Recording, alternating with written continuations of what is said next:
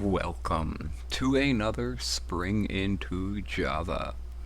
I am your host, Glabe, and in today's video, we are going to pick up where we left off on our last live stream.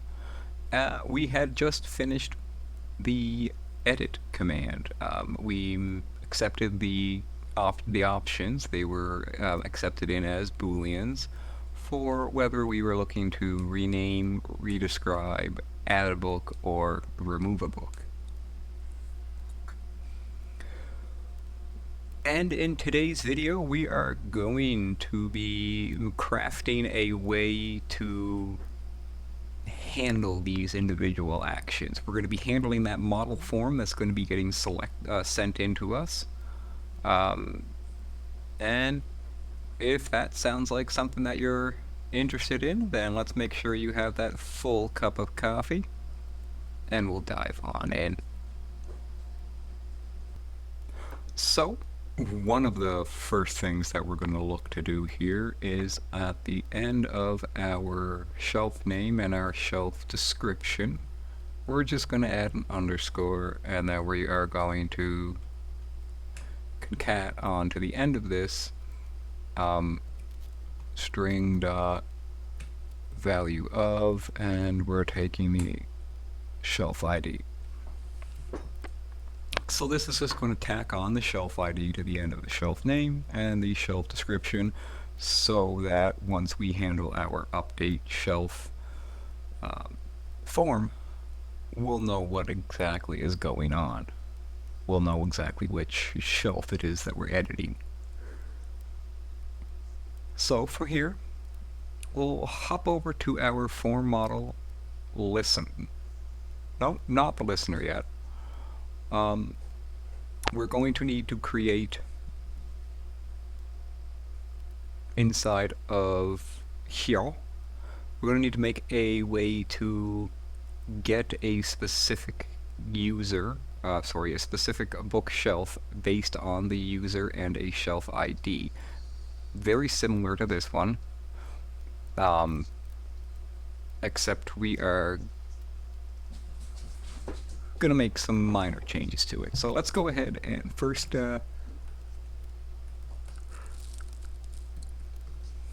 make our default bookshelf DTO. We'll call this get bookshelf for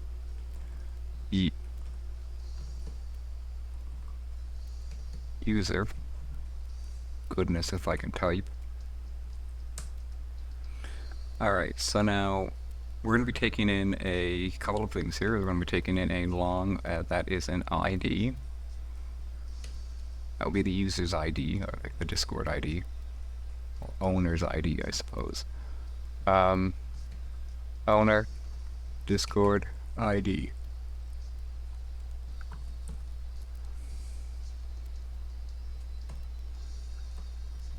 And the next thing we're going to take in is a string.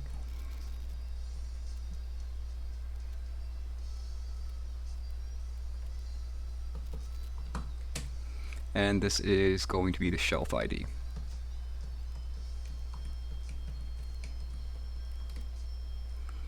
Alright, so we're going to make a try here, because we are making a fetch request, so this is going to be returning a couple of throwables. So first, we're going to create our URI, or the URL, if you will, which is going to be equal to the one that we're going to have to create, and then we're going to concatenate our owner's ID dot toString dot concat another slash dot concat the shelf ID as a string. Alright, and this is going to be going to because the fetch already takes in the actual base of the or at least the get that we're going to be using, is going to, well, let's just, we're going with the same idea that's up here, I guess. So v1, or sorry, slash v1 slash bookshelf slash fetch shelf slash, and we'll go with the owner and then the ID of the shelf. Next, we're going to need to fetch the get. So we're going to have another variable that is a response.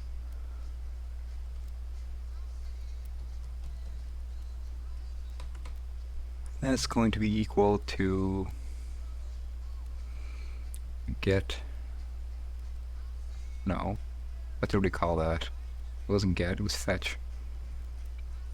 Fetch and HTTP, yeah, okay. So now we're going to go with the base endpoint dot concat URI, and we're going to get the HTTP client for that. So next we are going to be looking to make a quick check. This is literally going to be this exact same check, actually. So we're looking to check if it's null, and if it is, then we're just going to simply return a null. Otherwise, we are looking at the reply. There we go, for reply. And that is equal to be basically the same thing as up here. It's going to be equal to the entity. And of course, if that is a success, we are going to return a new object mapper dot read value reply, and that is a bookshelf DTO dot class. And after here, we're looking to make a catch, and in this catch, we're looking to just catch exception, and we'll just simply call it E for exception. Alright, and now now what we're going to look to do here is we're going to look to throw the error that's coming in here. So throw new runtime exception, and this is what we're going to pass in a message, as well as the exception dot get cause. And what is our message? Well, error fetching bookshelf for we're going to put in the ID with shelf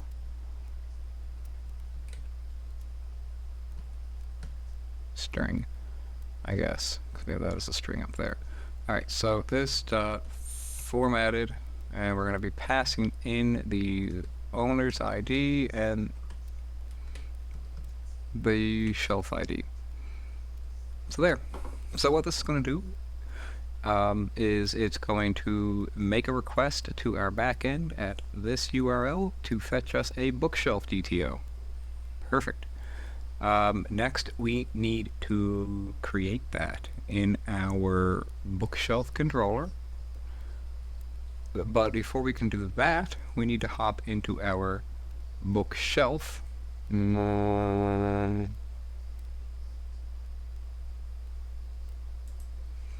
Yes, because we're hooking into here, we're hooking into here, but we need to hook up with our bookshelf first because we need a way to get it by the Discord owner's ID. We're going to make this an optional. I realize you can't see what I am doing, however, just trust me with what I'm doing. I'll explain it in a second. There we go. Alright, so we now have an optional that's going to return a bookshelf, and it's going to find the bookshelf by Discord ID and shelf ID. So now that's how we're going to get the specific, very specific bookshelf. So next, inside of our bookshelf service, we are not bookshelf service, not bookshelf, into the controller. We're looking to go into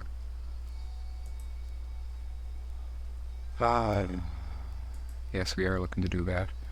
So bookshelf, we're looking to do something very similar to this, except this is going to return a bookshelf DTO and get bookshelf for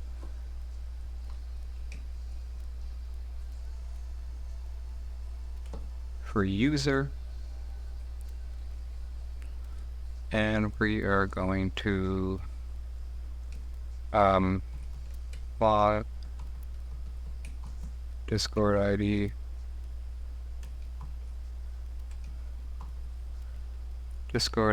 there we go. Find shelf by Discord ID, and there we go.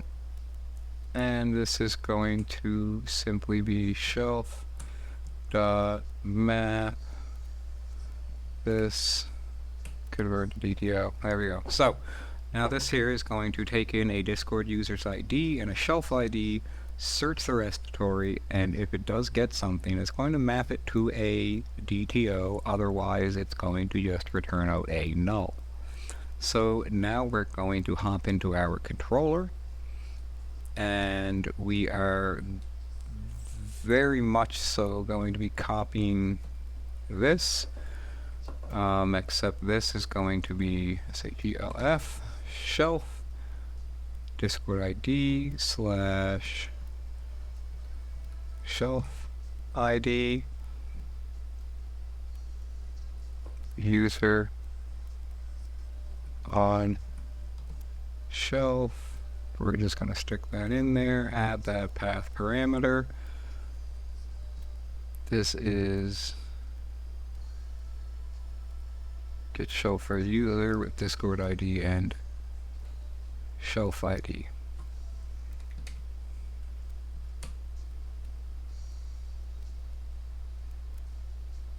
There we go. And now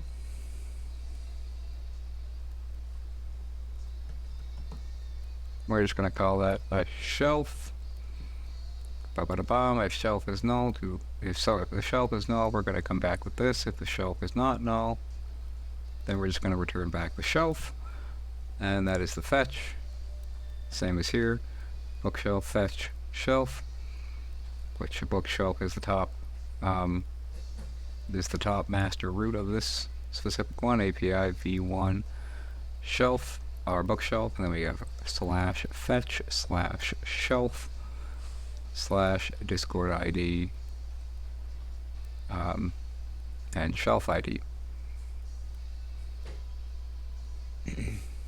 So that will now, we can now have a command here or a method here to fetch this. So if we go back to our, where was I? Back to our shelf service.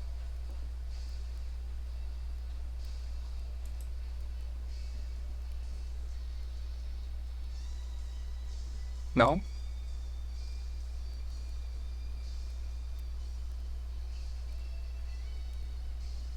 Oh yes, because this is where I'm looking to get just the bookshelf for the user. Okay. Yes, that is useful in the form. Right. Okay, so now we need to make a I want to clean this class up a little bit here. We're going to make this into a switch, and it's going to be for form dot to uppercase. We're going to do case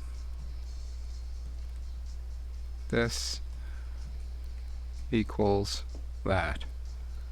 So we're going to say this is here, Registration is here, and then we are going to actually duplicate that for now because we're looking to take in update shelf. So update shelf is now going to be here, and now we need to make an update shelf update shelf form.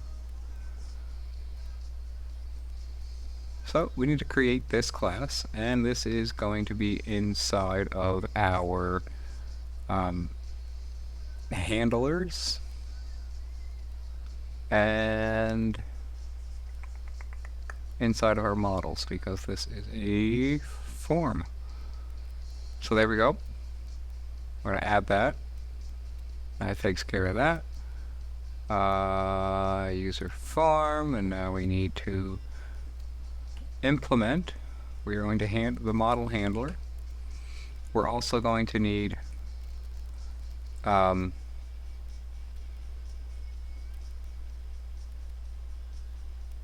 don't think we need the registration. We need the bookshelf network, and we're going to have to implement some methods here. So we're going to implement the one to handle the method. We're going to make a variable here for a member, and this is going to be equal to the event.getMember. And of course, if objects.is null member, then return null. I just returned, sorry. Alright, next we need to know the values. And these are going to be equal to the event.get values, because this is going to be our list of model mappings, which the model mappings are the essentially the different what am I getting at? The model mappings are the different pieces that are inside of the form. So all the different text fields that we put in, whether they be a single text field or like a paragraph, all of those are going to be what's known as the model mappings. So inside here, we're going to grab the values, and next we want to go over each of those values. So values dot for each, and now this is going to be for each mapping.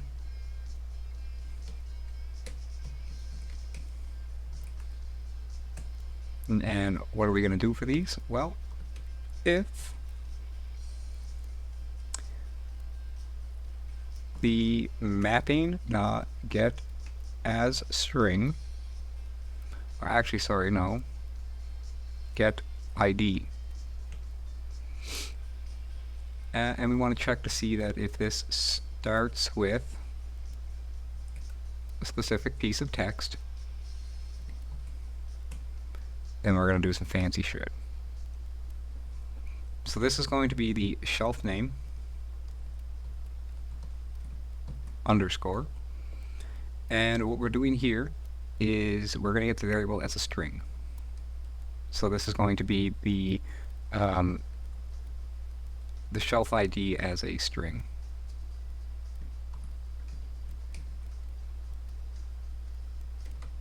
This is equal to mapping dot get as string dot replace this with that, and then trim away any sort of trailing white space. And what are we trimming away? There it is. So we're going to strip this and be left with just the ID, and it's going to be the ID as the string. So next we're going to need to get the shelf with our lovely method that we had just created. So this is going to be our get bookshelf for user, and we are going to pass in the member.getID and then the shelf ID as a string. Alright, and from here we are then going to shelf.setName, and the shelf name is going to be equal to that of the mapping.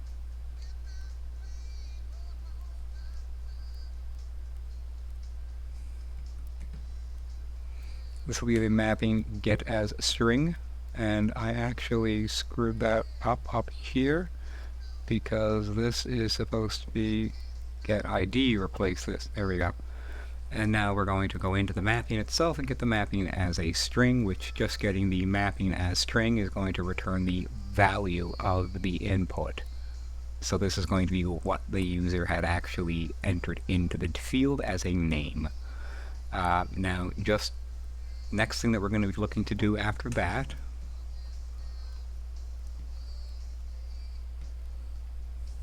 is we're going to be making a post update of the bookshelf.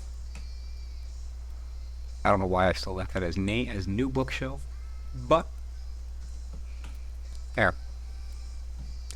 And just to save time, we're doing the exact same thing for the shelf description. So we're going to come in, we're going to copy this, highlight that, paste that, that's there, and then in here we're not setting the shelf name, we're setting the shelf description to be the same as the map. So there's that. So now this will handle it, and all that we really have left to do at the end of this little charade is just event dot reply with a simple thank you. Yeah. So now what this is going to do is this is going to go ahead and take in the event that gets handled, the model event. This is going to take the model event in. If it's update shelf, we're going to throw that off to here, which is going to first get the values, loop over the values, and if one is equal to shelf name, then we're going to do something here. If it's not, we're going to just continue on.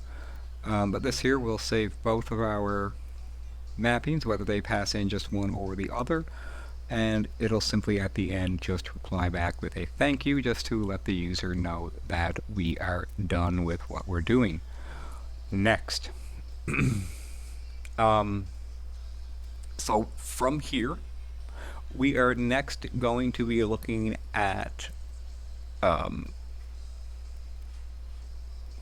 what's the next thing? Sorry about that.